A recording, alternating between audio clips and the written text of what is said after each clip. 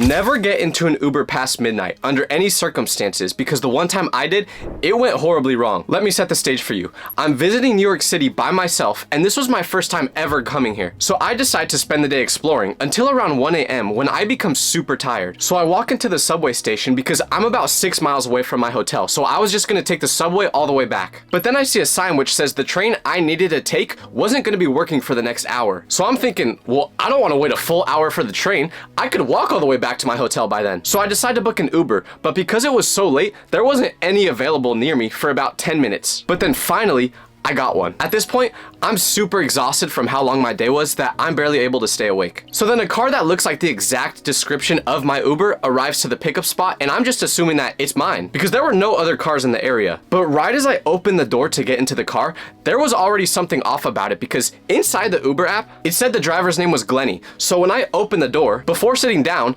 just to confirm that I'm in the right car, I say, "Hi, are you Glenny?" But instead of saying yes or no, he just goes, "Huh." So I'm thinking, that was odd. But then I see an Uber sticker on his door, so I'm 100% sure at this point that this is my driver. And you may think I should have got out of the car right when he didn't answer my question asking for his name, but I was so tired at this point that I wasn't even thinking that. I didn't care who was driving at that point as long as they got me back to my hotel. But here's where it gets really weird because he asked for the address of my destination and I tell him, but after he put it into his GPS, he doesn't start driving.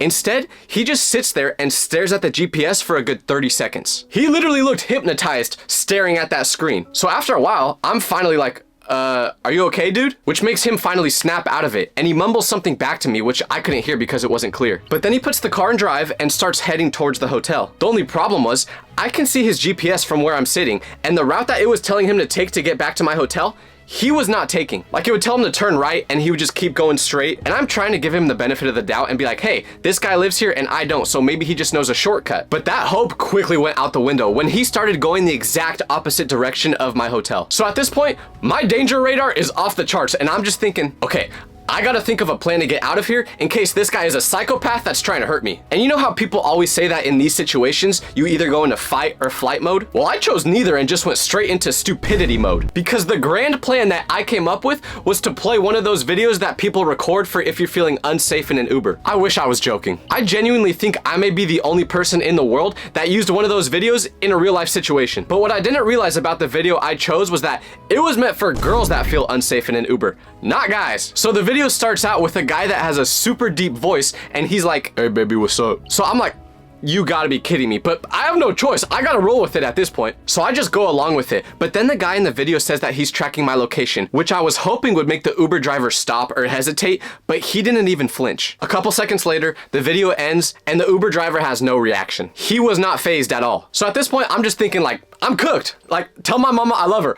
I'm cooked. I'm genuinely not even kidding when I say that I was coping so hard that in my head, I was like, well, I am in New York, so maybe Batman or Spider-Man or one of those 500 superheroes that live in New York is real and they'll come save me. That's how bad I was coping. Because while I was thinking this, the Uber driver still wasn't taking the correct route to my hotel. So I had no hope that he was just gonna take me to my destination. But then out of nowhere, the driver goes, "Do you like music?" This was the first time the whole ride that he said a coherent sentence that I could actually understand. So I'm trying to get on his good side now and I'm like, yeah, I love music. But I'm also thinking, oh, maybe this guy is just a normal dude and I've been overthinking it the whole time. But once again, that was a very dumb thing to think because since I said I like music, he starts playing his own and he turns it up to full volume to the point where I have to cover my ears. And to make things even more weird, he's playing house music, which if you don't know what that is, it's the type of genre music they play in the club, which everyone loves to dance to. So what does the driver do? He dances to the music. He's moving his head like this, taking his hands off the steering wheel every couple seconds to dance. So now I'm like,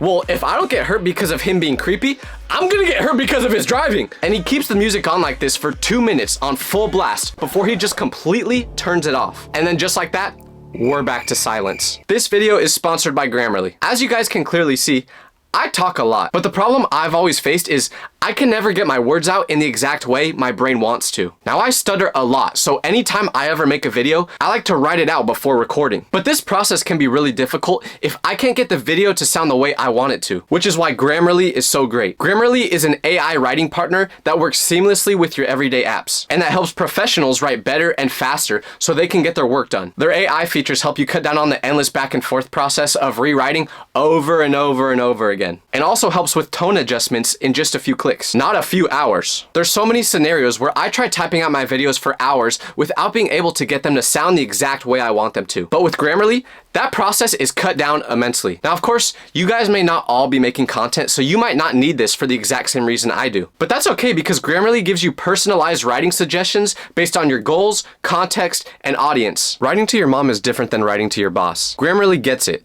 and adjusts your tone based off who you're talking to, which is a huge help. But the best part about all this is that Grammarly and all the features I just mentioned are free to use. Sign up and download for free using my link. By the way, keep in mind, when I first got into the Uber, I was about 6 miles away from my hotel. But by this point, we were maybe 15 minutes into the ride, and his GPS still said we were 5 miles away. We traveled 1 mile in 15 minutes. And listen, I know we're in New York City, but there was no traffic at that time. So all I'm thinking in my head is, I have to get out of here. I don't care if I gotta walk back to the hotel. I don't care if I gotta skateboard. I gotta get out of here. So I come up with another idea, which is to tell the driver that I'm not feeling well. So I ask him if he could pull over because I might have to throw up. Now I knew this would be the final test to see if he was actually gonna do something to me or not, because I've been in plenty of Ubers before.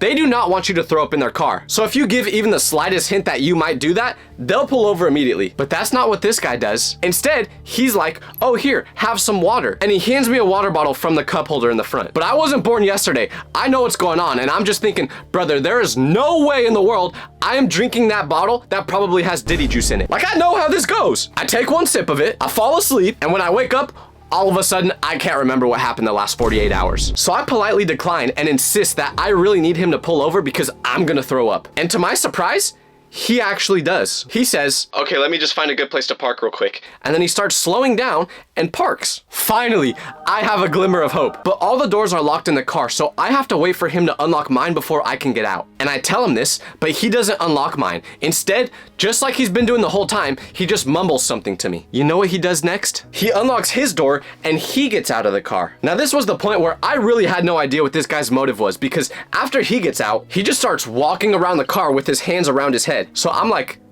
I know what's going on right now. His conscience is battling whether he should do something to me or not. Like, I'm thinking he's got a good voice on one shoulder and a bad voice on the other. And the good one's just like, let him go, he doesn't deserve it. While the bad one's like, come on, you know you want to do it. So I have no idea what his next move is gonna be.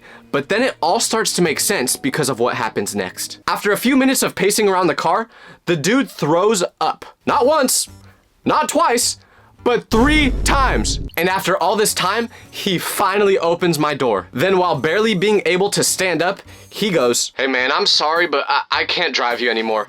I'm really drunk. The reason he threw up and was mumbling his words this whole time was because he was drunk. But the worst part, he was driving Uber while doing it. So I ask him how he's gonna get home because obviously he shouldn't be driving anymore. And what he says next is so ridiculous, but it made so much sense because he goes, oh, don't worry about that. We're right next to my apartment. And he points to a building that was 100 feet away. And then it clicked.